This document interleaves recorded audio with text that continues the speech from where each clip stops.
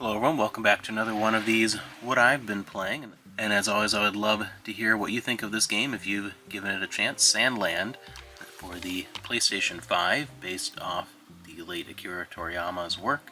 And I was excited to dig into this because Sandland was one of his works that I was not very familiar with. I had not read the manga in full. In fact, the only connection with Sandland that I ever had was a single chapter in an old German copy of Banzai, a compilation of manga similar to kind of Shonen Jump type thing. And so, being fairly unfamiliar, I was really excited to dig into this, and it was great to see, of course, the Akira Toriyama art style that I grew up and have always loved, and the familiar sense of storytelling and the humor that felt so true to his style that I know from all the other works of his that I've explored over the years. So it was great fun in the fact that I'm a fan of his style of world building and storytelling and humor, so that was great from that aspect. I really enjoyed it.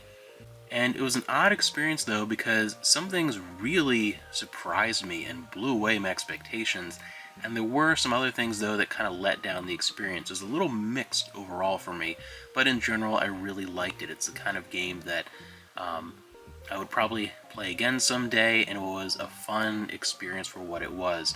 I loved the exploration of Sandland in particular. I'm not really going to get into any big story spoilers because it's a fairly new game. The only thing that I'll mention is, because it kind of relates to some of the things I didn't like quite as much, is that eventually you do get to go to another land, a forest land, later in the game.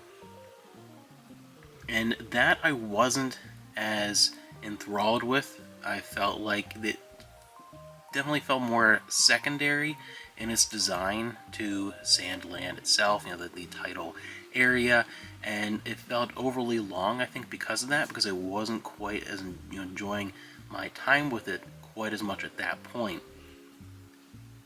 So overall, it was fun to explore everything and find all the different little secret areas and little ruins, and it was great, but it felt a little overly long, a little stretched out in the second half once you get that second area available.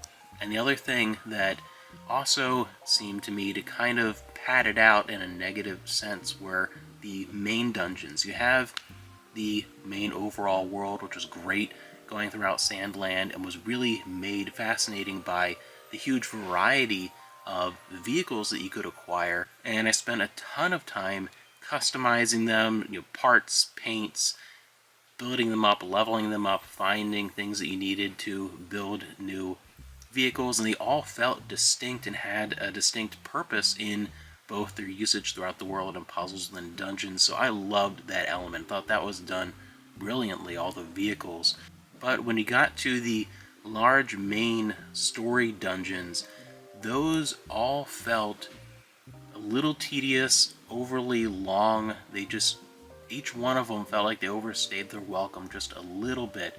And when you put them all together, again, that's kind of where I felt like I actually would have liked it a little bit more if some of those things were a little shortened, because they really just weren't as interesting as the overworld itself and exploring all these different kind of fun and often funny characters and utilizing the vehicles. Even though for puzzles they were done well in those dungeons, it just felt like I enjoyed doing this thing with this new vehicle 2 or 3 times. I didn't need to do it 5 or 6 times. Too many levels to dungeon, that kind of thing.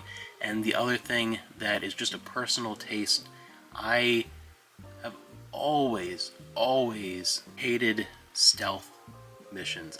In any game I've ever played, I've never liked them, and there are too many, especially in the later portion of the game, and they really kind of bog the experience down. They really slow everything down when you have to do one of them. Just really didn't enjoy them. So those just kind of couple elements that soured some moments throughout the experience that was overall a very fun time. Just those couple little things that kind of bogged it down in a few moments here or there. But overall, again, it was just a ton of fun. It's definitely a game that I highly recommend. This is a much larger experience. I couldn't believe how long the actual game was and how big, the environments were than I was expecting for something that's basically kind of like an anime tie-in type game. It's at a higher level than other things that I would kind of give that name to. It feels like a good, standard, solid, release on its own, and is a lot of fun. And again, it's a massive game. I didn't even 100% everything, and spent about 27 hours, I guess, or so, somewhere in there, which is about twice as long as I was expecting, because it was a lot of fun going, venturing and exploring and utilizing all the different vehicles to get to different parts of the environment.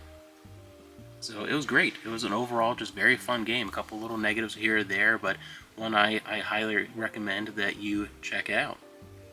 And even if you're not a big, Akira Toriyama person, if you like games, RPG stuff like the Metal Max series, a couple different things, like really, if you know what that is, I recommend this as a kind of a similar feel with a lot of the gameplay, and it's a great, fun experience. I'm happy that I got a chance to check it out, because this is a game that I was kind of on the fence with, and I'm glad I decided to grab it.